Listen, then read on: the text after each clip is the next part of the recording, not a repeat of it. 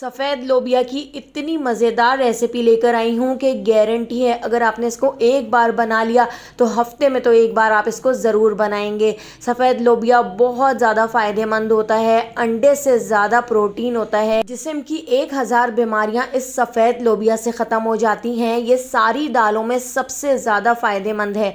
तो सफ़ेद लोबिया बनाने के लिए मैंने यहाँ पर 1 पाव सफ़ेद लोबिया ले लिया है। इसको आप सफ़ेद लोबिया या वाइट बीन्स भी कह सकते हैं। तो पहले हम इसको अच्छी तरह से धो लेते हैं और धोने के बाद तकरीबन 5 से 6 घंटे के लिए मैंने इसको भिगो दिया था, इसको सोक कर लिया था।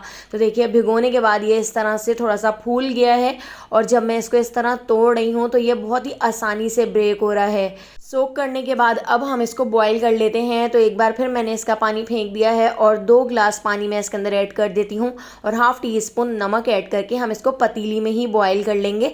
आपको इसको कुकर में बॉईल करने की ज़रूरत नहीं है क्योंकि हमने इसको 90% बॉईल करना है और ये बहुत ही जल्दी बॉईल हो जाता है। इसके अंदर इस तरह से अगर झाग आ जाए तो आप इसके झागों को ज़रूर निकाल लीजिएगा। सफ़ेद लोबिया को 90% बॉईल करने के बाद मैंने एक स्टेनर में रख लिया है। अब मैंने गैस के ऊपर एक कढ़ाई रख ली है।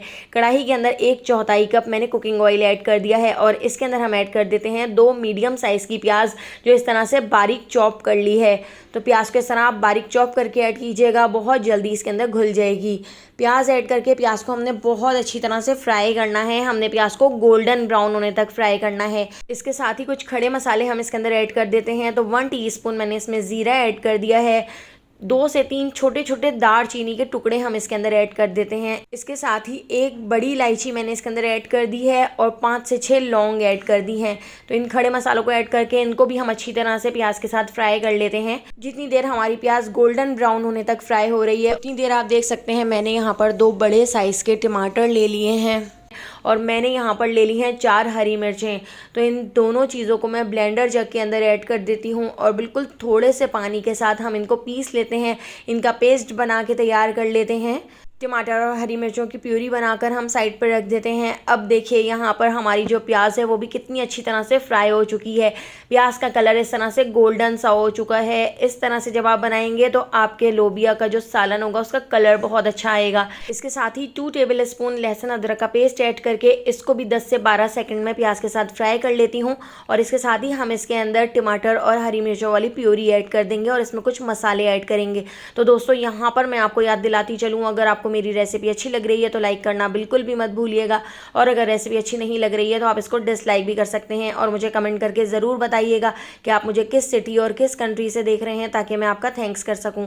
तो पहला थैंक्स जाता है बदरुन्निसा कलकत्ता से, खालिद फारूकी कराची से, इकबालुन्निसा को थैंक्स जाता है जद्दा से, शीमा खान को कराची से, नरगिस को टंडो अला यार से, नज़रुल इस्लाम को जापान से। तो मेरी रेसिपीज़ को इतना पसंद करने के लिए आप सबका बहुत बहुत शुक्रिया। आप मुझे ज़रूर कमेंट किया करें, मैं आप सबके नाम लूँगी। तो यहाँ पर आप देख सकते हैं अब हमने इसमें कुछ पाउडर मसाले ऐड कर दिए हैं।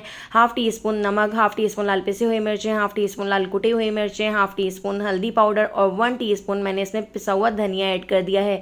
इसके साथ ही हाफ़ टी स्पून हम इसमें चिकन पाउडर भी ऐड करेंगे। तो चिकन पाउडर ज़रूर ऐड कीजिएगा, बहुत ही मज़ेदार फ्लेवर आता है। तो इन सारे मसालों को ऐड करके इसको ढककर मैं 15 मिनट के लिए छोड़ देती हूँ और 15 मिनट बाद आप देख सकते हैं इसका सारा पानी खुश्क होने लगा है और ये मसाला नीचे लगना शुरू हो चुका है।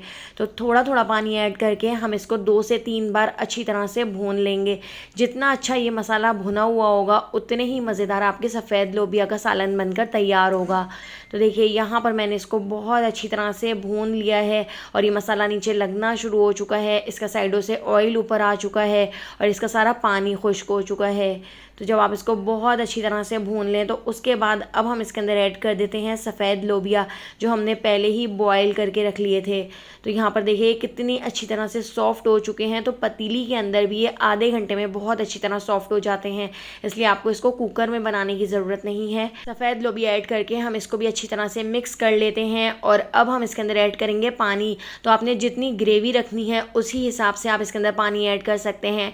तो मैंने तकरीबन 1 गिलास भर के इसके अंदर पानी ऐड कर दिया था।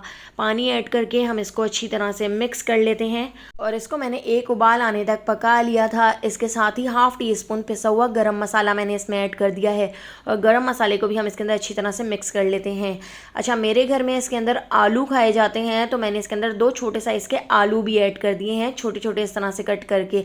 अगर आप आलू नहीं ऐड करना चाहते तो आप आलूओं को स्किप कर सकते हैं, लेकिन इसके अंदर आलू भी बहुत ज़्यादा मज़ेदार लगते हैं।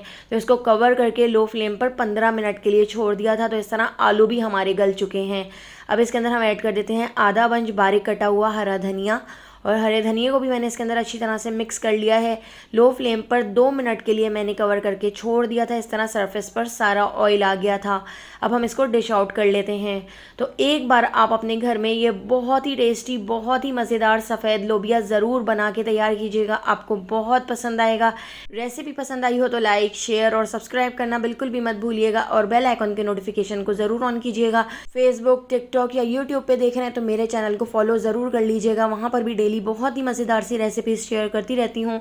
तो आने वाली वीडियो तक मुझे दीजिए इजाज़त। अल्लाह हाफ़िज़।